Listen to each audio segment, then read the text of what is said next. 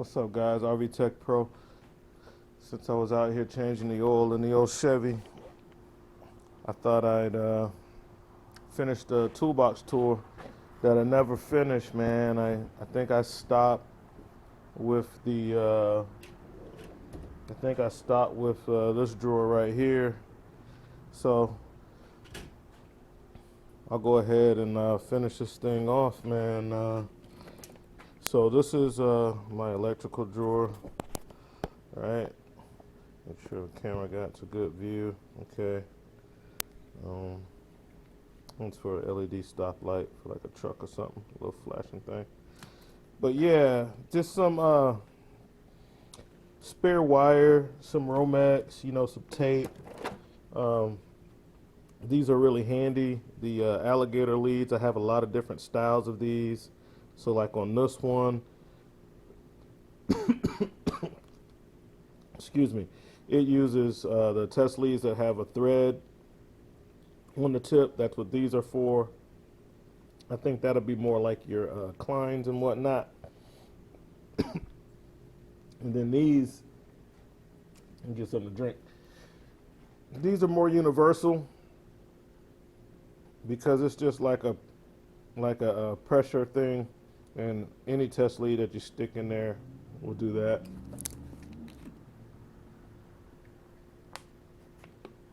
All right. So I lose these a lot. Man, my drink. So I'm always losing one or the other. So I for some reason, it was a period of time where I kept losing these.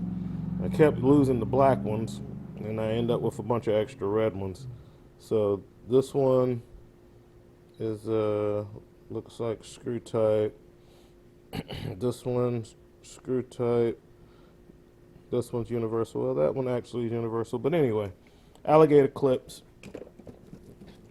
And as you can see, alligator clips on banana jack wires. So I get a lot of these kits off of Amazon. They're just the cheapy ones. I have found some good silicone ones off of there that I put in another video. But these test leads, your piercing lead. So this one has a spring in it, and I like that you can go two different ways. I can have two leads on here, so these are nice. Doing diagnostics and trying to troubleshoot stuff like that comes in real handy if you have a set like this, and you can't run any current through these guys. This is just for voltage measurements. You see how thin that needle is? Makes it easier to back probe. They're real sharp. And so that's good. Like I said, I bought a lot of sets of these. So these are same things, different configurations. This is a spark plug tester. So you can see if you have spark. So that's what this guy is. A spark plug tester. It goes in line, and then you can see if you have spark, has like a little light on there. Well, it lets you see the pulsings and whatnot. It's kind of an old school diagnostic thing. I don't know if people still use them. I mean, I do. I mean, a lot of scan tools will tell you, but I mean, some cars, like I have some older cars that no ODB2, so you're not getting much out of a test scan tool. So you got to do old school stuff, regular compression tests, using Noid lights, spark plug lights, whatever, to figure some of that stuff out. So that's why that's in here. Then I just got extra wire, it looks like some 8 gauge or 10 gauge, and some Romex, some disc for my sanders, just miscellaneous wires and connectors, temperature probes for one of my meters, some electrical tape, little relay kit. Definitely, you need stuff like that. you know. And again, oh yeah, man, those cars that take these little fuses. I keep a lot of these, especially these oddball fuses. These are like the low profile minis. Yeah, these things are a pain, so make sure I keep some of those when I get something. The newer model Infinities and stuff have those as far as the stuff that I'm working on. And this parasitic draw harness kit, snap-on. This is pretty nice for protecting your meter and helping you not total. So when you're wanting to do a parasitic draw, say I want to do it on this truck over here, right? And it's been sitting for hours, and I already had the hood pop. So you don't want to wake up any of the modules. So between all of the different clips and the switch and everything to protect your meter, you can kind of like move the 12 volt around to where you put this thing in line so that you don't wake up any modules or start it over. You want to get a fresh start on that if you didn't already have it hooked up prior. So that's what that is. This is for campers, a little step down from a 30 amp. And then this miscellaneous cords. This goes to a power top on a snap-on box, you know. So those are the wires. And then my hammers in the next drawer, which is the last drawer down. I got hammers in there, along with racing bearing kit right here. Racing bearing kit. I have, this is a, I use this to pull the inner tie rods loose. So that's an inner tie rod puller right there. Then I just got my flat rod, a couple of dead blows, the cheapy ones, and brushes and whatnot. I got half and half, you know, snap-on hammers and then whatever hammers. They're all good, you know. Of course, I prefer the snap-on hammers, but I didn't want to spend the money on the larger dead blow and the snap-on, which that one goes up to 48 ounce, and it came in like a 4-piece set. So that's what I got right there. The gun drawer, we got some of the stuff you guys might remember because it's kind of new. So we got the Mac. This is the 1/4 inch Mac tools. Let's see if I get a part number for you guys. That's I gotta take my glasses off to see. I can't see the part number, but it's the only one they make in the 1/4 drive, so it'll be easy to look up. And then I got the snap-on screwdriver gun with the toggle switch that I like real good, and that's it's a CTS 761 in the screwdriver gun. This one I just recently picked up, CT 761. It's a 3/8 impact wrench. So I got the 1/4 inch impact wrench in the Mac. Maybe I'll just move these around. So 1/4 inch impact, 3/8 impact, and then in the DeWalt, the 1/2 inch stuff. So this is my DCF 911, which is an awesome gun. It's really strong to say it's so compact. And then for the really tight stuff, I got the DCF 891. So I also have the DCF 899, the old high torque. I don't have the new high torque. The forget what it's called. I can't remember what the new high torque, but since I have the old one and I have this guy, and more importantly, because I have this big 40 volt Makita XGT, which is a absolute beast, I don't really need the I don't need to get the other DeWalt, the new high torque. Even though it is better than their old one, they made this one so well, right? So that's the gun drawer. And in here, I just keep my chargers and stuff. So that's like my power drawer right there, right?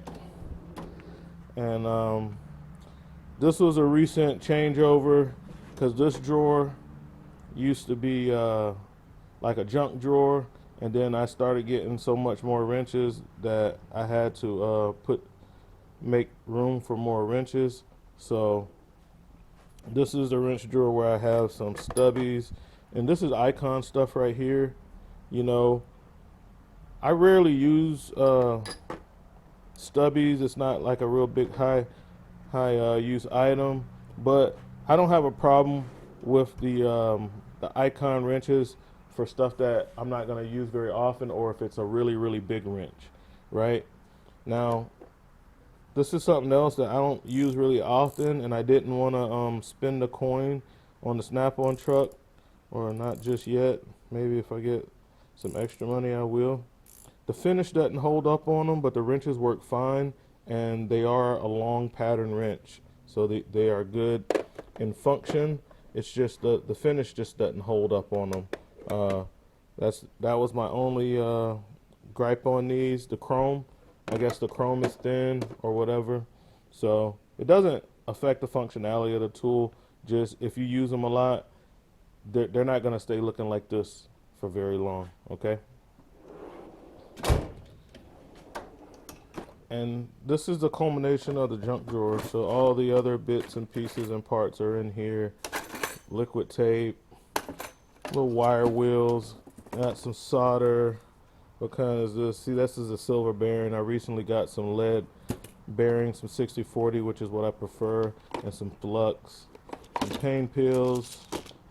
I probably need to move these in the house now because it's about to get mad hot and I don't want them to go bad. This right here is an angle finder. So when I'm setting up hitches, I use this to see if the coach is level when I'm setting up a hitch. So that's why I have that. Got a pair of calipers, some Milwaukee bits, some Diablo blades that need to be in the truck with the Sawzall. So I'll be taking these out. Another, so this is the first air nozzle that I got off the Snap-on truck. It's Typhoon brand, it's not Snap-on branded, but this is what they were selling, and I have this. I almost never will need it here because I don't use air, so, but it's out here if I ever need it for some weird task. These are some easy outs. These are another cheap set of extractors. I think we got these from the Handyman Club or something. Some more spiral extractors. I've broken a couple. The case for, oh, these aren't my calipers. This is my tire depth gauge. My calipers are in here. Yeah, tape measure. That needs to go in the truck because I've lost one of my other tapes. So, yeah, I kind of raid the box, and when I have extra stuff or stuff that I know I'm lacking on the truck, I just take it out of the toolbox, and eventually, you know, when the toolbox starts looking empty, I'll buy the stuff over and buy more stuff for the toolbox. This is just kind of like a junk drawer too, guys. I don't have much in here. Just some homemade tools. This needs to be in the truck. This is a blowout for winterizing a camper. This is a part of my scan tool. This is one of the accessories that goes to my scan tool. It goes to another device that has like some jumper leads, and what it's for is not losing the memory when you have to like remove the battery and you're working on a battery for a customer and you don't want to lose all the radio stations and stuff. You plug that in a cigarette lighter. This plugs into another attachment with like some jumper cable leads, and then you just take a little small battery, like I used to use like a lawnmower battery, and just something to save the memory. So that needs to go in the truck with the scanner. A little code reader. My first code reader before I got my first scan tool. I used to have this code reader, and then some miscellaneous stuff. Snap ring pliers by Tool League. I like the quality on these. These were nice. But yeah, I think that's it, guys. The rest of the stuff, these drawers I've already been through, you know, just for a quick overview. You know, we got the socket drawers. We've been making some additions to this, you know, with the Mac stuff. But yeah, we got the socket drawers. Um, the wrench drawer. Uh, that one's done. It's done. It's full.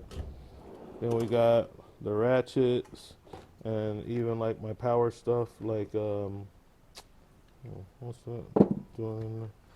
But like this little right angle, different ratchets, power ratchets, stuff like that. This drawer is starting to get full, but I still got room and stuff in it, so it's cool. And speed drawer,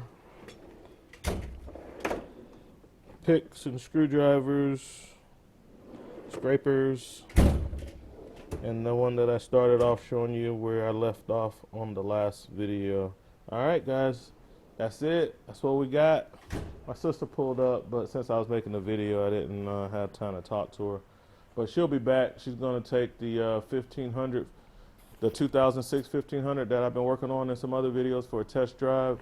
Just got a, I took my, I don't know if I ever showed you guys on video, but I took my Yukon, which threw a rod.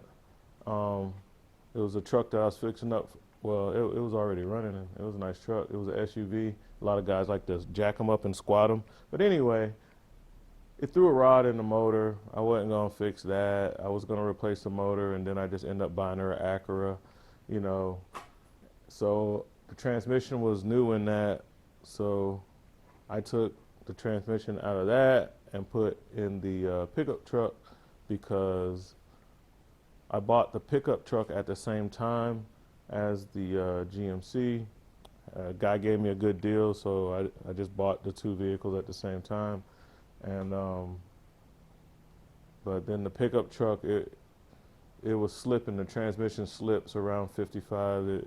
It was acting up, and I changed out solenoids and all kind of stuff, and it still was acting up. So I said, I'm just going to take the transmission out of the Yukon, throw it in the Silverado. So, and then I gave the Silverado, I gave the Yukon away to a guy who fixes up cars and stuff. So gave him title and everything. He can put a new drivetrain in it, sell it for about 8 or 9 grand. That's on him. But yeah, guys, that's what we got. RV Tech Pro out.